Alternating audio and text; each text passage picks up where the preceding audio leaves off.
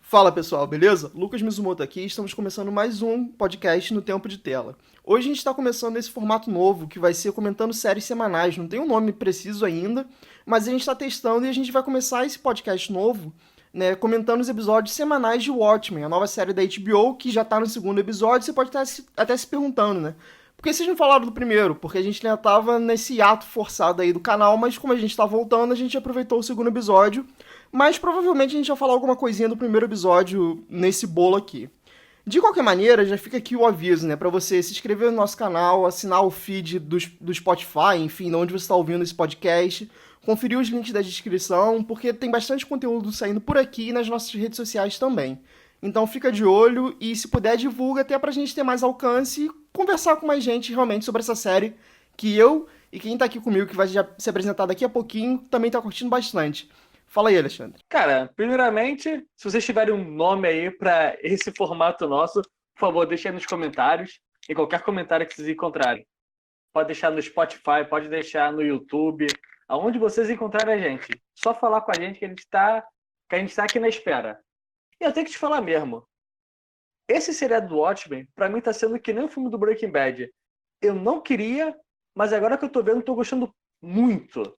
É tipo, é a parada que não precisava, mas que é muito boa. Eu não tenho o que dizer. Cara, eu concordo com você. E já pra gente começar então falando desse episódio, né? Não sei se você concorda, mas vamos lá. Eu tava pensando a gente fazer realmente cronologicamente do que aconteceu em cada momento do episódio e aí fechar. De repente a gente pode até dar uma nota, uma coisa que a gente não faz muito por aqui, mas a gente pode dar uma nota pra cada episódio. Pode ser? Será? Não sei qual vai ser a nota, porque eu nunca fui muito bom com isso. Mas podemos fazer do início ao fim. Tranquilo. Bom, o episódio então, né, começa ali com mais um flashback, tal qual foi o primeiro episódio, que a gente vê, né, provavelmente uma cúpula nazista, né, tentando persuadir soldados negros para abandonarem o exército americano, né, falando toda da questão do racismo que tem naquele país e tudo mais. E a gente corta, né, para o início, né, do primeiro episódio também, né, que foi aquela coisa lá da Guerra de Tulsa, na verdade um massacre, né, que o menininho que a gente descobre hoje, né, que é o velho lá que estava junto com o cara da polícia que foi morto, né, que ele tinha um daqueles papéis, né, dessa propaganda nazista, digamos assim, para tentar acariciar, digamos, o exército negro, né, e a gente já começa a ter mais informações desse cara, né, desse personagem que a gente a princípio não sabe muito, né, o Will, justamente, e aí, né, a gente, pelo que eu tô sentindo, cada episódio a gente vai ter realmente um flashback da vida dele que vai começar a se entrelaçar para até a gente chegar em algum ponto decisivo para mostrar a grande revelação no final do episódio. Cara, eu acho que. Eu não sei se eu que tive uma visão diferente, mas eu sei se eram nazistas, porque aquilo ali era a Primeira Guerra Mundial. Porque o rapaz que apareceu lá de uniforme militar, o americano, era o pai do Will. Porque no episódio passado ele pega aquela folha e ele vai escrever atrás proteger esse garoto. Então, esse cronológico é mais antigo do que o do primeiro. Então não pode ser Sim, Segunda verdade, Guerra. verdade. Não, é por isso que eu falei, tipo, uma cúpula nazista, porque não é exatamente o nazismo, porque é a Primeira Guerra, de fato, mas eu acho que já dá pra ter uma coisa dessa noção, assim, que o nazismo viria a ter depois. Por isso que eu quis dizer. Interessante também é que, da mesma forma que o primeiro episódio ele pega o fato real de Tulsa, nesse segundo também existia essa contra-propaganda em uma guerra. Então, esse fato é interessante. Ele ainda, da mesma forma que o primeiro episódio, o Watchmen ele ainda continua se baseando em fatos reais e fazendo suas modificações, o que a gente vai enxergar bastante durante esse episódio. Mas volte a falar aí. Não, concordo com você plenamente. Eu acho que um dos grandes pontos altos, inclusive, da série é isso de como ela adapta, né, as coisas do mundo real pra dentro da série, que é uma coisa que já estava nos quadrinhos de Watchmen, quem acompanhou sabe disso. E eles tratam de coisas muito sérias, né? Guerra, preconceito, política, enfim. Então, assim, se você esperava que o Watchmen fosse ser uma série de super-heróis padrãozinha, digamos assim, me desculpa, mas você tá no lugar errado desde os quadrinhos. Mas continuando, então, né? O episódio ele vai gerar basicamente em dois grandes mistérios, digamos assim. O primeiro é, né, quem é o Will, né? Quem é esse velho, né, que a irmã noturna lá, eu esqueci o nome dela em inglês, levou, né? Que ela encontrou ele lá junto com o corpo enforcado e ele fala que ele que matou. E o outro mistério, entre aspas, é saber o que, né, que o cara da polícia tinha feito, que o Will fala, né, que ele tem esqueletos no armário e tudo mais. Enquanto isso, a gente também acompanha, né, a polícia iniciando uma revolta, né, de fato, agora contra a Sétima Cavalaria. Afinal de contas, eles mataram o grande chefe, ou melhor, a polícia acha que eles mataram o grande chefe da polícia. E a gente vê que realmente está o caos se formando para essa guerra civil, né? Cara, eu não sei se ali foi uma questão de guerra, mas foi mais uma vingança muito rápida e certeira. Ah, no caso, os personagens que acabou falando, ela é a Angela, que eu também não tô lembrando agora momentaneamente o nome, o nome de policial dela, e o policial, cara, o Eu capitão. acho que é Night Isso, Night Sister. Sister. E o policial era o Judge. O Jude. Eu não sei se ali foi mais uma questão de começar uma guerra, mas foi uma pura vingança mesmo, tipo, vamos lá arrebentar todo mundo, foda-se. É o que eles mesmo falam. A gente sabe que alguns de vocês não são, mas nós não estamos nem aí. Entra ou vai levar porrada e nós não temos a menor distinção. E é realmente o que acontece. Pô, você falou em dois mistérios, mas para mim o maior mistério ainda é toda a parte do Ozymandias lá no seu belo castelo, aparentemente na Inglaterra, e com seus grupos muito bizarros e fazendo teatro, que é muito mais bizarro ainda. Aquilo para mim tá todo o mistério da série. Mesmo. É, eu ia chegar lá depois, mas o que eu queria dizer, né, com esses dois grandes mistérios, que eu diria que a trama principal, obviamente o Ozymandias vai ter alguma coisa relacionada que vai linkar ele pra cá de volta, né, pra essa questão de Tulsa e tudo mais, mas eu digo esses dois mistérios que são o que a gente acompanha com a nossa protagonista, né, que a Night Sister, ela é, na verdade, os nossos olhos, a gente tá vendo tudo o que acontece por causa dela. Mas, né, só pra gente encerrar essa parte, depois eu acho que a gente pode ir até pro Ozymandias, que eu acho que também já é um arco um pouco maior, que dá pra gente teorizar mais, né? Aí a gente vê, né, a Night Sister conversando com o Will, né, ela dando as voltas dela e tal. E uma coisa que eu queria destacar, né, são dois momentos. O primeiro que ela tá conversando com aquele cara, né, o Glass, né, que tem o rosto todo espelhado, né, que ela fala, tipo, porra, você é frio pra cacete, você, né, não tá demonstrando emoções, não sei o que lá, e ele fala, né, uma coisa tipo, quem disse que eu não tô demonstrando? É que por baixo eu tô chorando. É uma coisa que eu acho muito interessante, porque esse personagem, desde o primeiro episódio, eu achei muito maneiro, apesar dele ter pouca participação, porque ele tem realmente muita cara de ser um maluco racional, mas ao mesmo tempo que vai ser o fio condutor, digamos assim, pra essa história. Porque se for parar a pensar, ele é o único policial dali que tá parecendo estar de fato, né, se importando com as coisas, preocupado com as coisas, mas ainda assim ele tá tendo uma certa cautela. Né? Tanto que naquela outra cena também, que o maluco, né, de capuz vermelho, né, que foi a cena que você falou, ah, a gente vai invadir aqui, eu sei que tem gente que não é da Sétima Cavalaria, mas enfim. Ele tá ali meio tipo assim, porra, eu entendo que vocês estão putos, eu entendo que vocês querem meter a porrada nessa galera, mas eu tô aqui na minha, sabe? Eu só tô acompanhando porque é minha galera, né? Minha polícia. Cara, ele para mim é obviamente o Rorschach nessa nova versão. Porque, cara, ele faz igualzinho o Rorschach pra comer. Ele poderia tirar todo a máscara, mas ele tira só até o nariz para poder comer. Ele tem o mesmo modus operandi, só que ele não é o violento como era o Rorschach. Eu acho, para mim, isso fica muito óbvio nesse sentido. Mas, se eu fizer um link com o primeiro episódio, tipo, sim, quando a gente vê a Night Sister, ela carrega toda a história, mas eu acho muito interessante, são os pequenos detalhes. É tipo, teve lá a questão das lulas. Deixa eu fazer um comentário anteriormente, um comentário antes. Eu li as HQs de Watchmen, já faz alguns anos. Eu também assisti o filme do Snyder. E eu não tinha certeza, eu não tinha acompanhado, de qual seria a origem desse filme. Qual seria a origem desse seriado. Se ele acompanharia as HQs ou o filme. E bem, agora para mim é muito óbvio, acho que todo mundo já percebeu que ele está seguindo as HQs e está totalmente desconsiderando o filme. Porque o fato das lulas é uma coisa das HQs, que caso você não tenha visto, no final do filme termina com uma bomba nuclear. Só que nas HQs termina com uma invasão alienígena de uma lula gigante que invade a Terra, que é coisa do hoje em dia. Mas aí que tá o lance. Aí aqui realmente volta-se a ter relação com as lulas. Outra coisa interessante é que no episódio passado tava falando sobre a Noite Branca e aqui foi realmente explicado, bem mostrado até, para falar a verdade, e a relação dela com os filhos dela. Que, pô, eu achei muito estranho na hora, tipo, pô, ele e a esposa são negros e eles têm duas filhas que são brancas. Eu falei, pô, o que tá acontecendo aqui? Eu achei, sabe aquele coisa, você olhou assim, pô, tem algo muito de errado aqui. E foi tudo explicado nesse episódio. Eu acho que eu tô correndo um pouco com a nossa história de hoje. Não, tá tranquilo. Mas isso que você falou, cara, é realmente muito legal, porque, né, eu falei que o episódio começou com um flashback do Will, tal qual no outro episódio, e que espero não, estou achando que vai continuar sendo assim até a gente pegar o mistério dele principal, né? Qual é a relação de fato dele com isso tudo.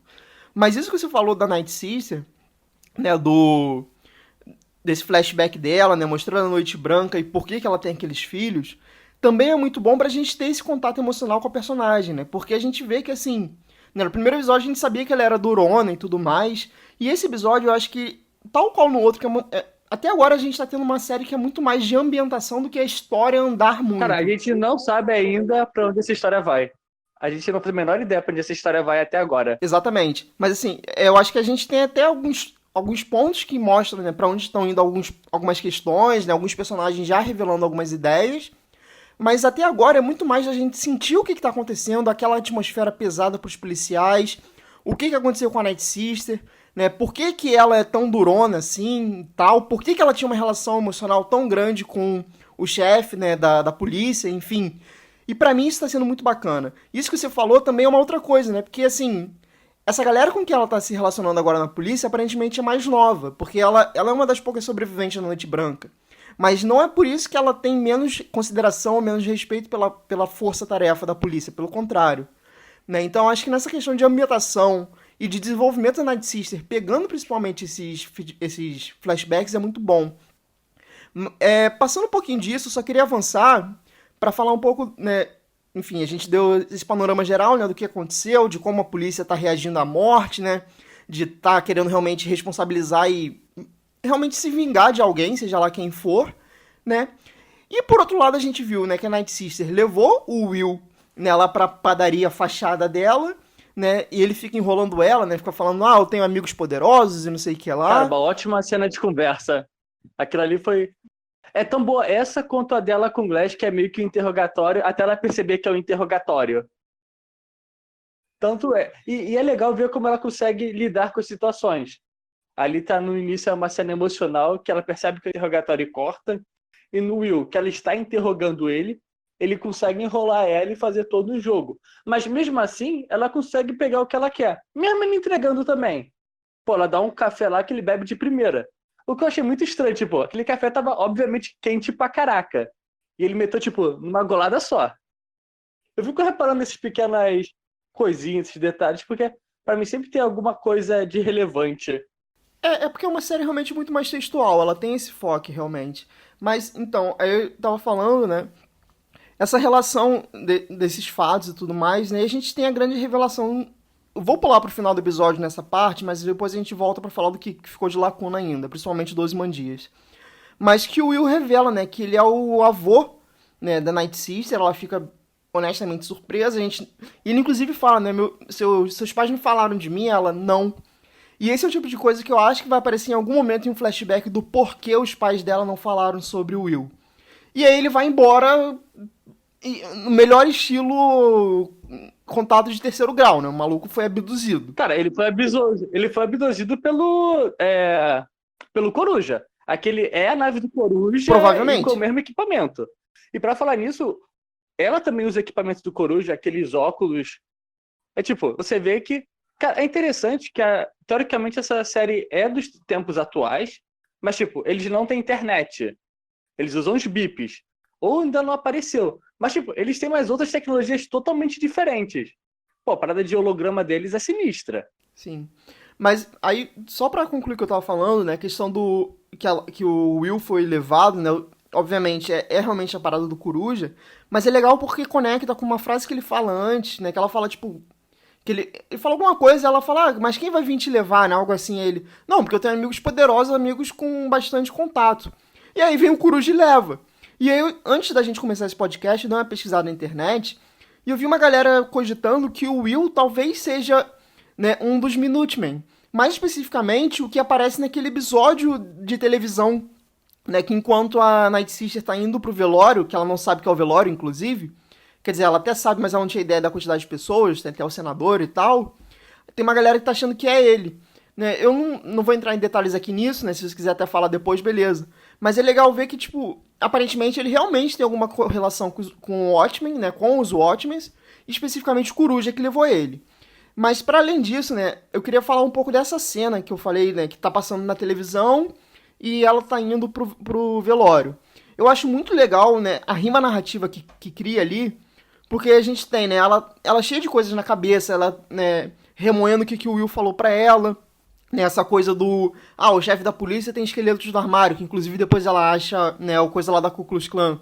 Né? Ela fica remoendo isso, ela fica pensando, e ao mesmo tempo a gente tem uma cena extremamente violenta, né, de um herói salvando, né, um mercadinho lá, e o herói fala, né, tipo, eu tava em conflito comigo, não sei o que lá, eu tava brigando, eu tava tentando extravasar minha raiva, e eu comecei a ter duas personas, eu mesmo e eu com a máscara, e agora as duas coisas são uma só, mas eu não sei quem é esse nome. E eu acho que de certa maneira é isso que tá acontecendo com ela também. Eu acho que isso não foi gratuito, essa questão dela andando de carro e essa cena passando em paralelo, né? Porque realmente ela refletindo sobre ela, né? E consequentemente a gente tem essa outra cena que é extremamente brutal, né? De um cara aparentemente refletindo sobre ele mesmo. Então acho que tem essa correlação, é bem Cara, legal. eu achei essa cena interessante também, porque ele gosta de mostrar o passado, ele mostra a origem dos Minuentes, só que, pô, os bandidos eram violentos, mas o Salvador era mais violento do que os bandidos. É tipo, não tem limites. E outra coisa, a gente voltou a falar dessa coisa do Jude. Cara, uma coisa clássica de qualquer filme. Se você não quer matar alguém, você dá um tiro no braço. E, cara, quando ela acordou no hospital com o tiro na barriga e tinha o Jude lá com o tiro no braço, eu falei, porra, alguma coisa tem aí. Tipo assim, cara, é muito clichê. O cara, não, eu tenho que me proteger, ele leva um tiro no braço. Até você vê, ele era o único policial que não usava máscara.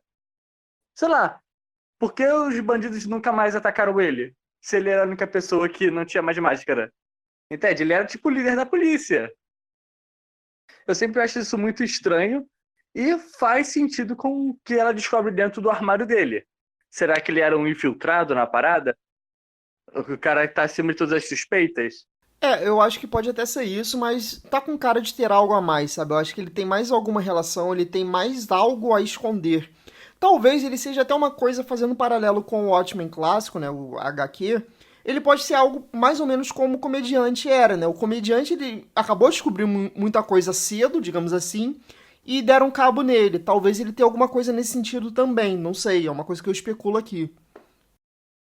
Pode ser, tipo, eu não sei pra onde essa série tá indo. Eu não acredito numa super reviravolta ainda. Mas pelo menos sabemos que o Will não é o Dr. Manhattan. Essa daí é minha única certeza atualmente. Bom, e aí eu acho que então a gente pode, né, a gente já fez um apanhado dessas outras questões, acho que a gente pode encerrar esse programa de hoje falando então, né, da cena mais bizarra de todas, que é Ozymandias e seus clones, né? Cara, semana passada eu tinha certeza que, sei lá, eram robôs. Eu não duvidava, tipo, seja maluco meio duro, fazendo lá. Cara, ele tem uma árvore que dá tomate. A árvore dele dá tomate. Tudo bem que nas HQs e também no filme, ele já fazia na Antártica, ele tinha experimentos lá, ele tinha animais que não existiam. Mas, pô, uma árvore de tomate, ele tem um cavalo lá que é o Bucéfalos, que é um cavalo clássico em história, é o cavalo do Alexandre Grande. É tipo, muito sinistro. E a melhor coisa, a cena de teatro dele é a origem do Dr. Manhattan. De uma maneira, sei lá, meio amadora, mas é tudo aquilo ali. Você não precisa contar a história, você faz uma cena de teatro ali, 5 minutinhos você já contou muita coisa. E, pô, clones que ele taca fogo e momentaneamente pesada. Momentaneamente pesada. E uma parada assim que, não sei se você chegou a reparar, ou enfim, se quiser comentar mais também, que eu percebi que você gostou mais dessa cena, inclusive. É. Que, tipo, os outros mordomos que chegam ali, né, na hora que a gente vê que são todos clones, né, que eles falam, a gente faz o que com ele? Aí o Ozymandias fala, leva lá pra não sei aonde, que, junto com os outros, que depois a gente vai fazer um uso. Eu fico, bicho, você vai fazer com essa porra desses malucos, sabe? Vai fazer um exército zumbi de mordomo carbonizado? Porque pelo que eu entendi, é uma cena recorrente, é uma coisa que ele faz, sei lá, diariamente, pelo Se visto. você pensar que eles comemoram o aniversário dele aparentemente todo dia, e o papo da Lula das HQs que ele cria juntando vários corpos, foram vários seres que ele tinha dentro da casa dele. Tipo, ele pega um montado de coisas e junta e transforma numa monstruosidade. Então, sei lá, não seria a primeira vez que ele já fez algo do tipo. Ou sei lá, ele tem uma dezena de clones que devem morrer, sei lá, toda semana. Que deve repetir aquela peça milhões e milhões de vezes. Eu achei muito bizarro isso, e porque assim, a princípio eu tava achando que aquele lance que a Sétima Cavalaria faz de ficar construindo, né, de ficar tirando o negócio dos relógios, era alguma coisa premeditada pelos Ozymandias. Aí agora tem esse lance dos clones que ele também tá acumulando, eu não sei se vai ter alguma relação desses relógios da Sétima Cavalaria com os clones, enfim. É uma coisa que eu fiquei meio viajando nesse sentido, mas foi uma cena assim bem impactante que você falou. Resume o surgimento do Dr. Manhattan. Você vê que o Ozymandias ele tem uma certa obsessão com essa questão, tanto que ele fica repetindo a frase, né? Mas por outro lado, né, parece ter alguma coisa envolvida com esses clones no sentido de, olha, tem algum plano em ação que eu vou precisar de vocês. Bem, o importante é que eu sei, agora eu tenho total certeza que isso é uma obra da HBO, porque teve seu clássico nu frontal masculino. Tudo bem que agora azul, mas qualquer coisa que a HBO faça tem que ter o nu frontal masculino. Mas o que eu acho interessante é que, por enquanto, a história da cavalaria com os mandis, elas seguem paralelos sem se tocar em nada. Para mim, faz sentido ele se referir ao Rorschach, que muita gente, eu acredito, que assistiu mais o filme do que as HQs, porque o Rorschach no filme ele é um pouco mais legal, sabe? Nas HQs ele é misógino, ele é racista, ele odeia as mulheres. Um grande cara que ele curtia muito era o comediante, ele sentia que aquele era o cara. Então, tipo, para mim faz sentido você ter um grupo de total direita reconhecendo reconhecendo o Rorschach. E também o fato da cidadezinha que eles vão é Nixonville, que tem lá a relação com o Nixon, o presidente, que aparentemente aqui nessa história ele não caiu por causa de Watergate. No caso, ele até ganhou a guerra do Vietnã. E o presidente depois de Nixon, aqui nesse mundo, é o que começa a fazer essas obras de reparação histórica.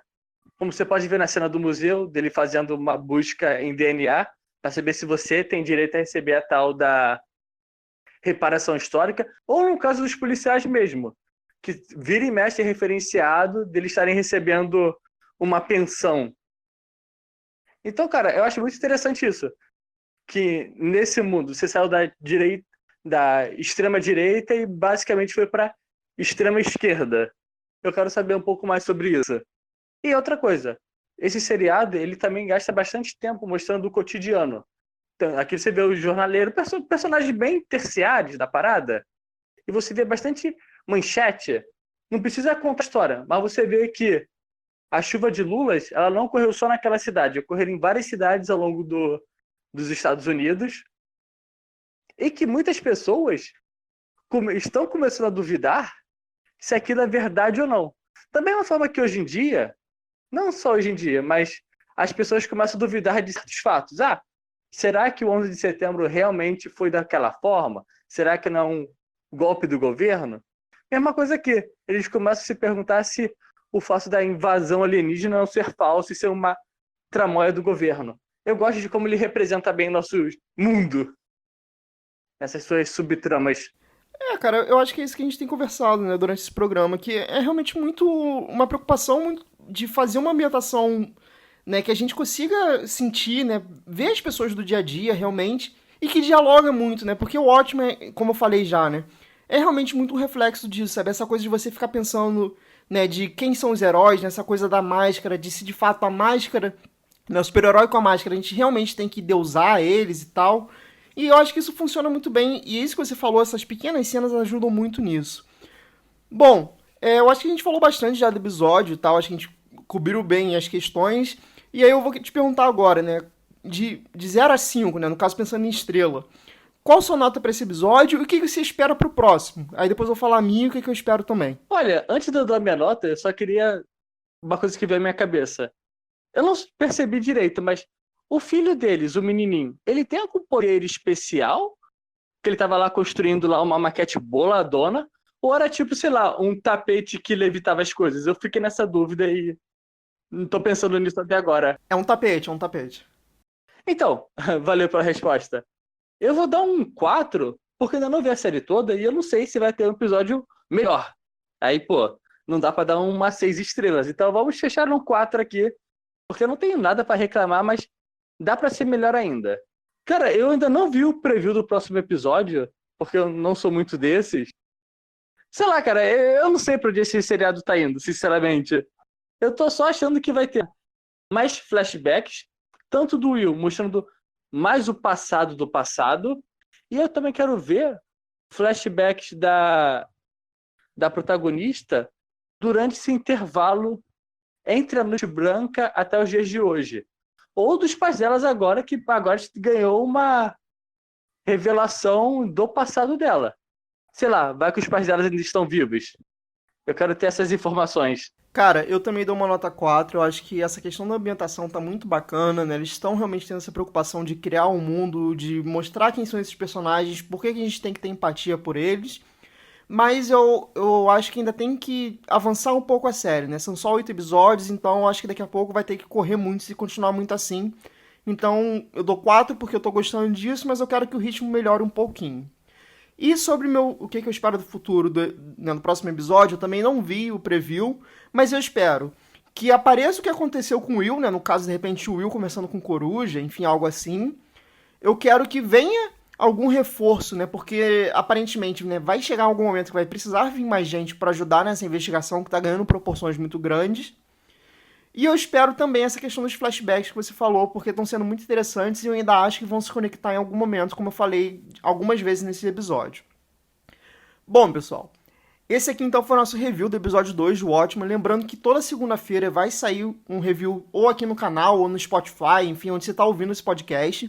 Né? Não deixa de curtir, compartilhar, divulgar, mandar mensagem pra gente também conversar sobre o que vocês estão achando da série e o que vocês estão achando dos nossos comentários, né? Se vocês concordam, discordam, se vocês estão pensando em alguma outra teoria, se vocês viram alguma outra coisa em alguma referência, enfim. Não deixa de mandar mensagem que é muito bacana pra gente. Bom, pessoal, é isso. Um abraço e até a próxima. Valeu, Alexandre. Valeu, Lucas. Até depois.